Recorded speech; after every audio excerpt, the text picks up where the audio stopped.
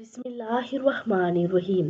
رسول اللہ صلی اللہ علیہ وآلہ وسلم نے فرمایا کہ اے عائشہ، تم جانتی ہو اس رات میں کیا ہوتا ہے؟ عرض کی یا رسول اللہ صلی اللہ علیہ وآلہ وسلم بتلائیے۔ میں نے کہا کیا ہوتا ہے؟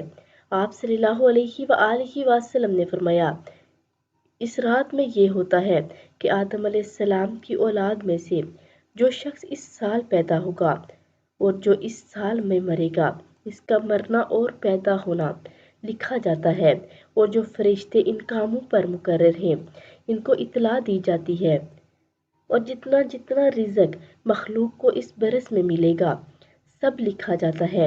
اور اس 15ویں رات اللہ تعالیٰ سورج ڈوبتے ہی اس دنیا کے آسمان پر تشریف لاتے ہیں اور ارشاد فرماتے ہیں کوئی نیک بندہ ایسا ہو جو ہم سے بخشش مانگے تو ہم اس کو بخش دیں، کوئی رزق مانگے تو ہم اس کو رزق دیں، کوئی مصیبت کا مارا دعا کرے تو اس کی مصیبت دور کریں۔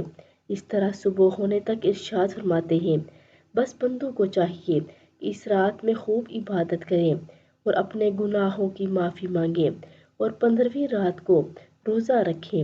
اللہ تعالیٰ اس رات میں اپنی مہربانی سے بے شمار بندوں کو بخشتا ہے، مگر کافر، مشرک، کینہ رکھنے والوں اور قاتل کو نہیں بخشتا، اور وہ رات ماہ شعبان کی 15ویں رات ہے۔